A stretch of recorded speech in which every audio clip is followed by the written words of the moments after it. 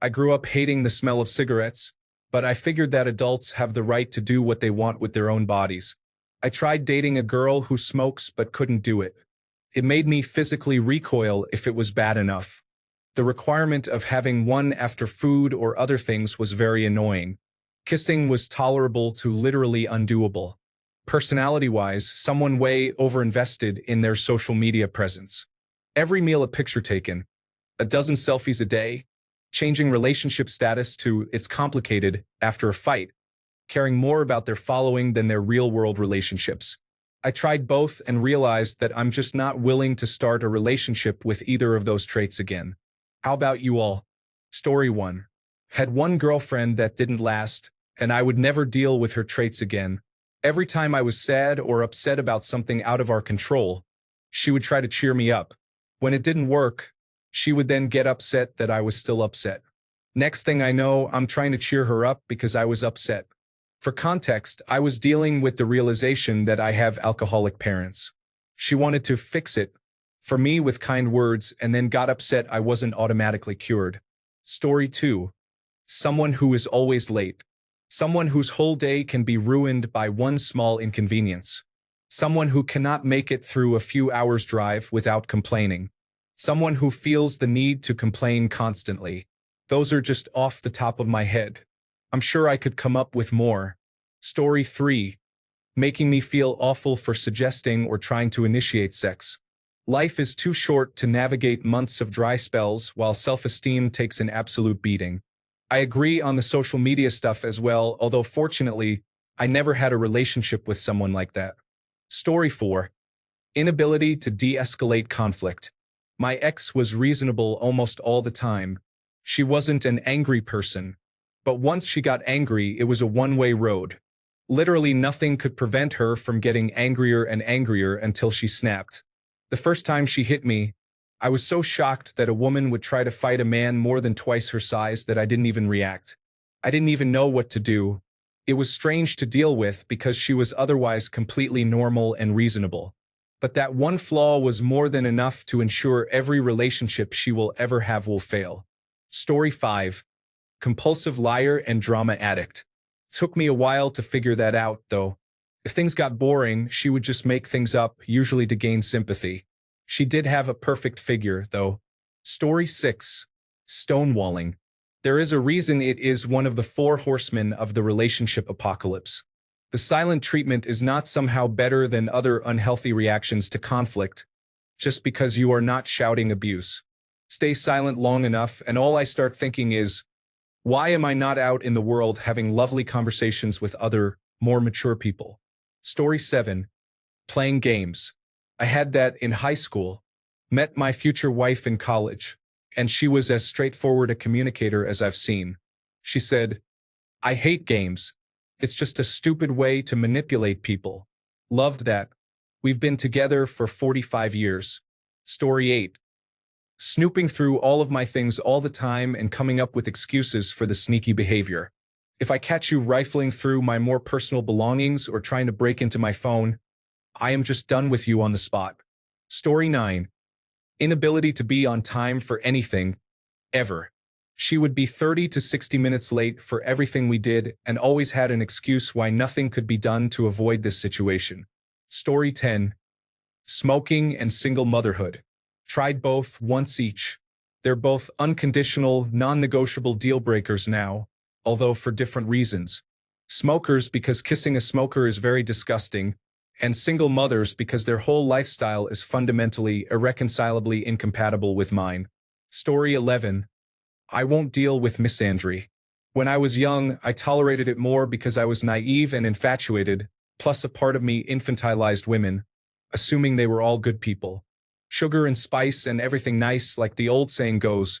Given how women were treated in the past, I thought I wasn't allowed to hold them to the same standards they set for us. After I realized that we should hold them to standards, establishing those boundaries was really good for me. It helps you develop some self-worth and self-respect that I think a lot of men lack. Story 12. Live your life the way you want to live it, but I know from experience those types of girls are simply not a match for what I was looking for. I am married now, so it's irrelevant.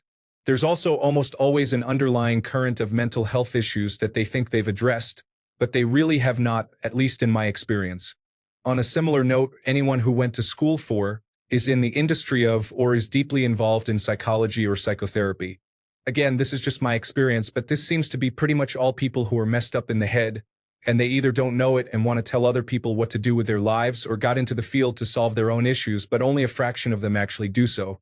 I'm sure there are tens of thousands of women who would prove that wrong, but all of those that I have personally run into prove me right. So, for me, it's just not worth the risk as they're not a fit for what I'm interested in. Lastly, military women. I was in the military, I know what the realities are. It's not a fit for me. Story 13. Gaslighting me for standing up for myself while they made fun of some of my biggest insecurities, not only to my face but in group settings. When I would stand up for myself, she would proceed to verbally assault me. She physically assaulted me once. Non-stop until I would leave. I would sit there quietly and just look at her. And apparently my passive-aggressive staring infuriated her, when in reality I was more petrified to move, while a woman who said she loves me left me broken almost every day. God forbid I try to defend myself. I told her off once and basically gave it back. Later that night, her mom called my parents and screamed, saying I am an awful child who needs serious counseling. How we managed to continue dating for a year after that, then became friends with benefits for another 1.5 years after we broke up, is beyond me. My wife has not even raised her voice at me and would never make fun of me for stuff that I'm insecure about. She makes fun of me for other things, but it's harmless fun. Normal relationship teasing. We've been together for 14 years, and she's everything I'll ever need. I'm allowed to be vulnerable around her. It's such a relief, and it took me so long to let my guard down around anyone. She really helped me work through a lot of trauma. A lot of things that I came to expect were usually met with a, why would anyone do that to someone and be in a relationship with them? It made me think I was just a naturally mean person. Nope, I became a mean person to try to defend myself. I'm actually a really nice person most of the time. Story 14. Dishonest, manipulative behavior. If you lie to get things you want instead of just being upfront so we can reach a mutually acceptable compromise, I won't even want to be your friend, much less a romantic partner. Story 15. Had a 3-year relationship with a live-in girlfriend who, while not without her charms, had a very turbulent and difficult childhood and a general bad disposition towards most men because of her irresponsible father. No matter what was happening at a given time, in periods of harmony, somehow a conflict would always arise between us, and I would be scrambling to try to put out a fire that I couldn't even identify the cause of. We had every cliché couples argument you can think of, and some still leave me scratching my head to this day, even years later. It took me way too long to realize that because of how she grew up, constant bickering was like a familiar, comforting thing. People replicate what they're used to consciously or not and take those patterns into adulthood. As the icing on the cake, she was a therapist, but pretty clearly had a giant blind spot as to how her upbringing affected her behavior or our relationship. Story 16. Social media related, but not quite attention-seeking. I will never tolerate someone who values winning more than connection. I had an ex that would post on Facebook and Reddit about our fights, but she would always present things in a way that clearly painted me as the bad guy and herself as the victim. And so the support she would get would then be used in the argument as backup for her side. She did this in real life too, but it was more clear and obvious with her online posts.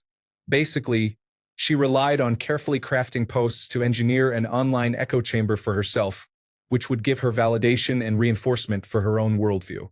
And then by bringing that into our arguments, she sought to rewrite actual facts with her version of facts. And that's gaslighting. Luckily for me, I will never have to deal with that again.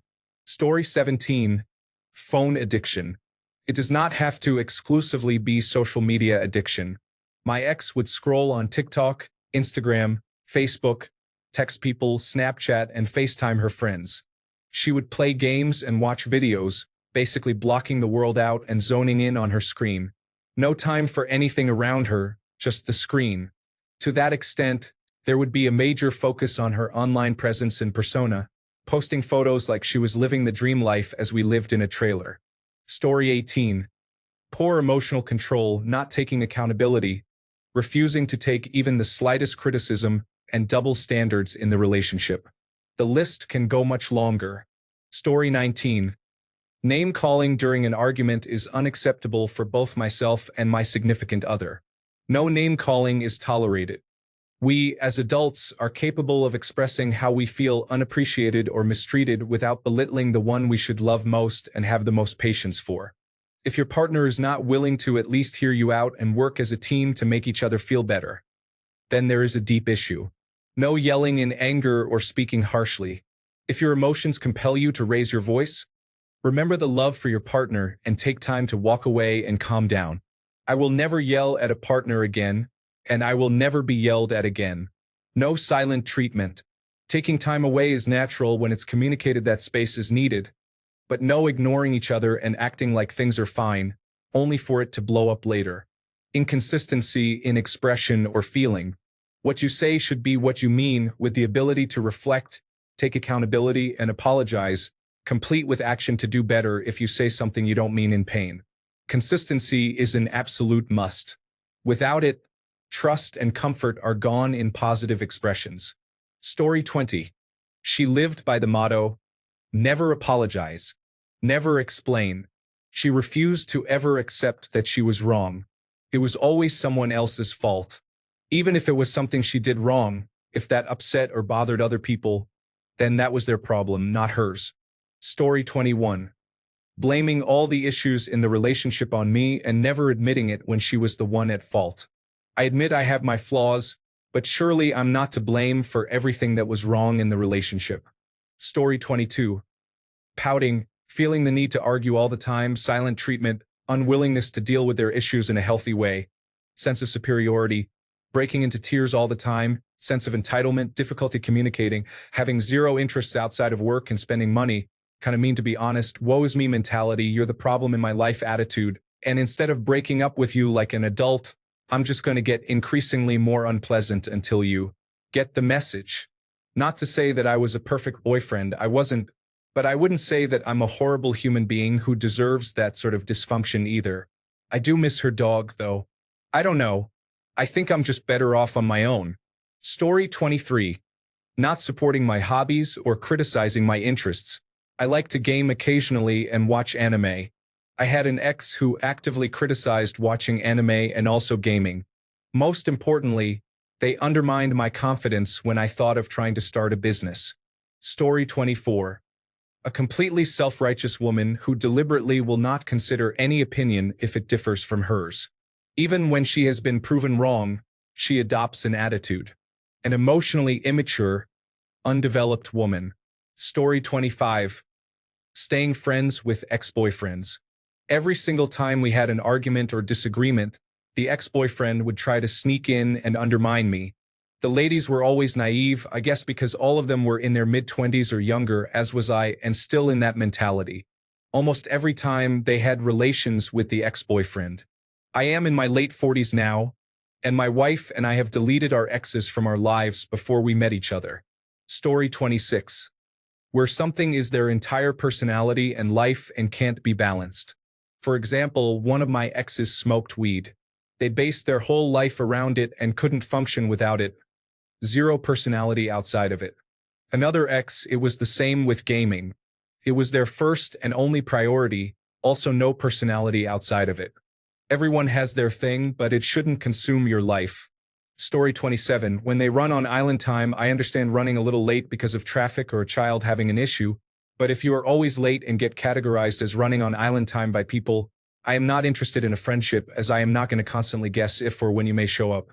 Story 28. Definitely someone who is disrespectful or rude to others, especially in public. I cannot stand when someone treats waitstaff, cashiers, or anyone in service poorly. It just shows a lack of basic decency. Another one for me is someone who is super controlling or overly jealous. Trust is everything in a relationship, and I need space to be myself without constantly feeling like I am being monitored. Story 29. Demeaning to their father. If she is doing that to her dad, you can bet that she will do that to you. She doesn't respect or see the value of hardworking men. They view you as a commodity, a stepping stone for the next guy. Story 30. Someone who needs constant reassurance that I am not mad and still love them, even though nothing changed from them asking me 15 minutes before. Someone who has a low sexual desire. Someone who is always the victim or somehow finds themselves in drama. I could go on. Story 31. There's a lot I could list, but a simple one is having habits that aren't compatible with mine. This one girl I dated, she went for early morning long runs. I'm a runner too, but I like my mornings mellow. Every day she'd call me lazy, unmotivated, you name it. It was kidding, but it really wasn't. Story 32. Porn use. Most people can and do use it responsibly, but I have had 3 partners whose porn use escalated to soliciting and paying for nudes from friends and coworkers to be used the same way as porn, and they justified it as such. It all started as casual porn use that got out of hand, in all 3 cases, according to the men in question. In all 3 cases, these men became almost entirely disinterested in sex with me once they began chatting with the women they were receiving nudes from. My counselor has described this as an issue that is actually fairly common in relationships but not often spoken about outside of counseling sessions.